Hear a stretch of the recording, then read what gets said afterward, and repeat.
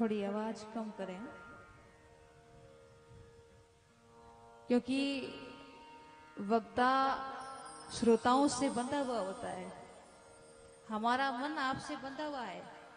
जब आपका मन भटकता है तो हम डिस्टर्ब हो जाते हैं, फिर बोलना क्या होता है, फिर और बोलते कुछ और ही है। तो इसलिए आपकी सुविधा को देखते हुए मुझे पता है कि आज बहुत लंबी कलश यात्रा निकली और इतनी गर्मी में मैंने देखा कि हमारी ये माताएं बहनें और भाई लोग भी नंगे पांव चल रहे थे। ये आपकी श्रद्धा है बाबा के प्रति, और मैं ये कहना चाहूंगी कि बाबा आपकी हर मनोकामना को पूर्ण करेंगे। बोले रामसा पीर की।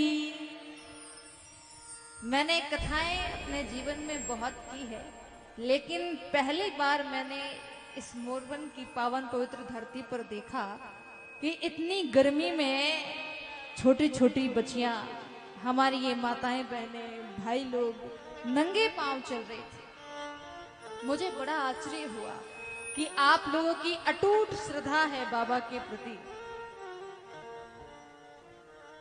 तो आप सभी का हृदय की गहराइयों के साथ अभिनंदन है, स्वागत है। आप काफी थके हुए हो, इसलिए आज आधा घंटा ही कथा चलेगी और फिर कल से नियमित तौर से 4 घंटे लगातार कथा चलेगी। तो सभी का ध्यान कथा की तरफ एक बार जोर से जयकारा लगाओ। बोले भागवत महापुराण की, रामसा पीर की। हरे कृष्णा।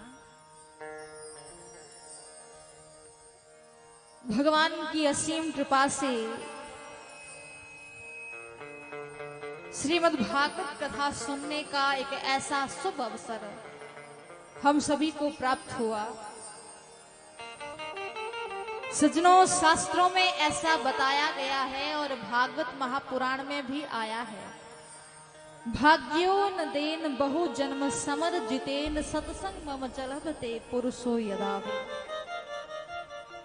यानी जब कई जन्मों के पुण्य इकट्ठे होते हैं, कर्म इकट्ठे होते हैं, तब जाकर के हमें कथा सुनने का एक ऐसा शुभ अवसर प्राप्त होता है। तो कई जन्मों के कर्म इकट्ठे होने और पुण्य जागृत होने, इसमें भी भगवान की एक बहुत बड़ी कृपा है। देखो, दुनिया में बहुत सारी चीजें हैं, बहुत सारा कई अड़ा साधन है जिससे व्यक्ति बहुत कुछ प्राप्त कर सकता है। दुनिया में बहुत सारी चीजें हैं, बहुत सारा कई अड़ा साधन है। धर्म, अर्थ, काम, मोक्ष, ये 4 पुरुषार्थ होते हैं।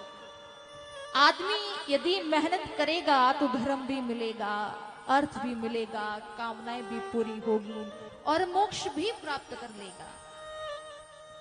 और अपने शास्त्रों में कुछ ऐसे तरीके बताए हुए हैं कि भाई तुम इन तरीकों से ये सारी चीजें प्राप्त कर सकते हो। जैसे व्यक्ति को पद चाहिए, प्रतिष्ठा चाहिए, नाम चाहिए, मान चाहिए, सम्मान चाहिए, तो आप गणपति भगवान की पूजा करो।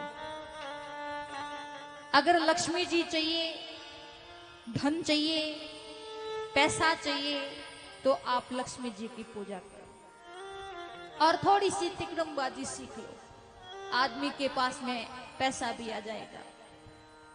पैसा कमाने के अलग अलग तरीके होते हैं, और जिसके पास में वो तरीका ज्यादा होता है, बस वो उतना ही पैसा ज्यादा कमाता है। लोग जीवन में बहुत मुश्किल काम करते हैं। लोग सागर की गहराई नाप लेते हैं, चांद तक की लोग दौड़ लगा लेते हैं, अग्नि से लोग पार हो जाते हैं, एवरेस्ट की ऊंचाई पर लोग पहुंच जाते हैं, लेकिन ये सभी काम मेहनत के हैं। इतनी मेहनत यदि हम एक कथा के लिए करेंगे, एक सत्संग के लिए करेंगे, तो भी ये कथा प्राप्त नहीं होगी। क्यों? कथा प्रयास का फल नहीं है, ये कथा प्रभु कृपा के प्रसाद का फल है। ये तो जब भगवान की कृपा होती है तब जाकर के हमें कथा सुनने को मिलती है।